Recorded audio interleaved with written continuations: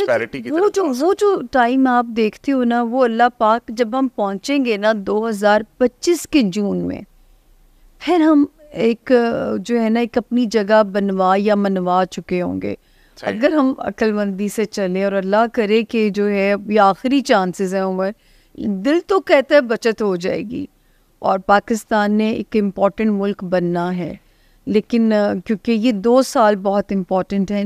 Being a Pakistani वैसे भी हमारा दिल तो धड़कता है और हम तो यही कहेंगे कि पाकिस्तान का फ्यूचर अच्छा हो। जी हमारा जीना मरना इसी से ही है।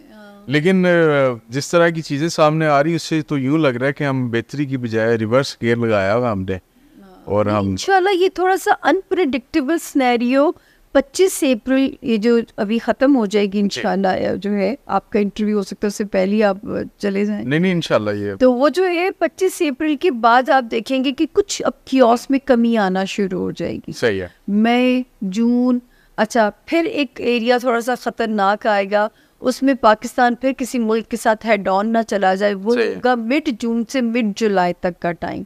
अब देखिए मैं दलील दे के इधर बात करूं तो उस वक्त मार्स फिर फॉल करने जा रहा है। क्योंकि मैं इल्म की बात करने वाला बंदा हूं ना, मुझे कौन से इल्हाम होते हैं, वो नबियों की और अल्लाह के वलियों की सिफात है, तो वो मुझे वो नहीं होते। मैं आपका चेहरा देख के मैं बिल्कुल कुछ नहीं बता सकती जब तक मैं आपके सितारों को रीड नहीं करूंगी। अच्छा मुझे ये बताइएगा कि अभी हुकूमत और पाकिस्तान अफवाज पाकिस्तान या जिसे आप एस्टेब्लिशमेंट भी कह लीजिए, उनके ताल्लुकात कैसे हैं? देखिए इस वक्त तो जो है ये इदारे इनका। अच्छा इससे पहले एक सवाल है, आप पर्सन की आप कैपेसिटी में स्टडी करती हैं कि इदारों की भी कोई स्टडी होती है या इदारों के हवाले से? बिल्कुल होती है, क्योंकि ये करनी पड़ती है। मार्स जो है वो फौज को रिप्रेजेंट करता है, फोर्सेस को करता है, जुपिटर जो है वो कोर्ट्स को करता है, तो जो है आपकी अदलिया को करता है, यूरेनस जो है वो आपकी ब्यूरोक्रेसी को करता है। तभी तो मैं कह रही हूँ कि मैं इल्म की बात करने वाला बंदा हूँ, मैं हवा में नहीं छोड़ सकती बातों को। तो जो है ये जो फौज का सितारा है, अल्लाह ना करे फौज की, जैसे मैं कि मैं इसमें कहती थी, वो भी मेरी पेश गोई इतनी हिट हुई कि मुझे तो सुप्रीम कोर्ट से भी बल्कि उसको फ़ोन आए थे कि मैं कहती थी कि 20 मई तक कुछ ऐसा होगा कि फ़ौज की फिरकी घूम भी सकती है। मैं 20 मई देती थी और ये मुझे नहीं पता था कि बीच में 9 मई आ जाएगा, क्योंकि मार्स फॉल हुआ था। तो अभी फिर एक फेज़ ऐसा आ रहा है, ये जो मिड जून से मिड जुलाई का, कि फ़ौज को फिर से ना उस पे जाना पड़ जाए अपने इस पे जो है। लेकिन जो है आप अगर बात करेंगे कि इदारों की, तो मैं हमेशा से कहती थी सर पाकिस्तान में बांग्लादेश सेटअप चलेगा और वही सरवाइव करेगा, तो हम फौज को माइनस नहीं कर सकते। फौज का रोल जो है अपने निज़ाम में से जो है सबसे फाइनल अथॉरिटी जो है, क्योंकि मार्स पावरफुल है पाकिस्तान के जायचे में, तो बस ये समझिए कि बांग्लादेश सेटअप ही चलना है। आन के सितारे कह सकती हूँ ना, कि जैसे मई गुटलक दे रहा है, अब मई में फौज उनके हक में ठीक होती है या अदलिया, ये तो मुझे नहीं ना पता, ये इल्म यहाँ दोनों में से कोई एक बेहतर हो सकता है, क्योंकि उनकी लक तेज होने जा रही है। तो जो कौन उनको सपोर्ट करता है, कौन फिर वहाँ से उनको उनके लिए रिलीफ बनता है, ये गैब का इल्म है। ये बड़ी अच्छी एक उन्होंने न्यूज़ दी है, बल्कि उनकी प्रेडिक्शन है कि मई में खान साहब के हक में कोई ना कोई एक इदारा शायद उनकी फेवर में आ जाएगा और खान साहब के बेहतर टाइम जो शुरू हो जाएगा। अच्छा मैडम, ये एक और इशू है, इंटरनेशनल इशू है, उसके ऊपर भी थोड़ी सी रोशनी डाल दीजिएगा। ये जो फ़लस्तीन में अब जुल्म जारी है इसराइल की तरफ से, ये World War III की तरफ ले जाएगा? 100% जानी उमर। अच्छा यस, ये तो 2-1 साल ज़मीन पे सुकून है। 2026 के सेकंड हाफ से मैं तो कहती हूँ अपनी ज़िंदगी को डे टू डे जिए, मत सोचिए सामान 100 बरस का, पल की खबर नहीं।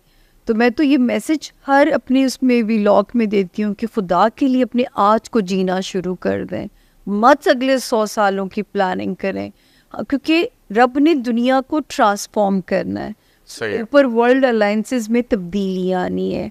अब ये मुझे लगता है कि पाकिस्तान किसी ऐसे अलायंस का हिस्सा बन जाएगा जिससे हमारा सर्वाइवल पॉसिबल होने जा रहा है। लेकिन उमर ये बात तय है कि वर्ल्ड को श्रिंक किया जाएगा, जो दुनिया अल्लाह की जो यूनिवर्स है ना। अब हम में से कौन जीता है वो वक्त देखने के लिए, कौन मरता है, तो मैं तो कहती हूँ हर रात अपना बोरिया बिस्तर पैक करके सोइए, कोई पता नहीं कल हो ना हो। तो जो है ये अपना शुरू कर दें ताकि जो है उसको एंजॉय करके जाएं, मत अपने अजाब में डालिए, कर्जे के उसमें अजाब में, या अपने आप को चीजें जोड़ के मत रखिए। हाँ, कि जी कल देख जीने के लिए रखिए, जो आज है खुदा कि ये वाकई सच बात है। और आप देखिए कि आप देख रहे होंगे 2020 के बाद से कितनी अनप्रेडिक्टेबल अमवात आपने देखी होंगी, सोचा ही नहीं होगा। बच्चे में सुनती हूँ सुबह कनाडा जाना, रात को बच्चा मर गया, बच्चे ने सुबह पढ़ाई के लिए उसका सारा कुछ तैयार, वो कई ऐसी मैंने अमवात सुनी। वो देखे ना हमारे prophet peace be upon him परेशान होते थे कि जो आखिरी दौर आएगा मेरी उम्मत के जवान नज़र लगने से मर जाया करेंगे।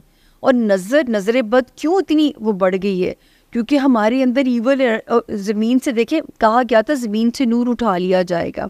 यकीन जानिए मैं इसको एक्सपीरियंस कर चुकी हूँ कि अब दज्जाली पावर्स का दौर है। अब ज़मीन पे नूरानी ताकतें बेबस नज़र आती हैं, क्योंकि ये दो ही ताकतों की जंग है, नूरानी ताकतों की और दज्जाली पावर्स की। तो अब जो है ना नूरानी ताकतें बेबस नज़र आती हैं। तो मतलब है वर्ल्ड एंड होने वाले। सर ये बाबा वांगा ने तो बड़ी लंबी डेट आपके साथ से दी, मुझे तो इतना लंबा सफ़र नहीं नज़र आता है। 50-70 का बता। देखिए एक तो है ना कि दुनिया कितनी बचेगी, उसमें से पता नहीं हम है कि नहीं है। इसलिए तो मैं कहती हूँ अपने आज में जीना शुरू करें, अपने अपने किबले दुरुस्त कर लें, अपने अपने जो है वो कनेक्शन अलमाइटी के साथ स्ट्रॉन्ग कर लें ताकि बख्शे जाएं। बिल्कुल ऐसे तो जो है खत्म हो रहा है। तो पता नहीं हमारे पास मोहलत है कि नहीं है। तो बाबा वांगा तो जहाँ तक देखते हैं, मुझे सच्ची बात है, मुझे तो कुछ और ही नज़र आता है कि इसको इसने श्रिंक होना है। सही है।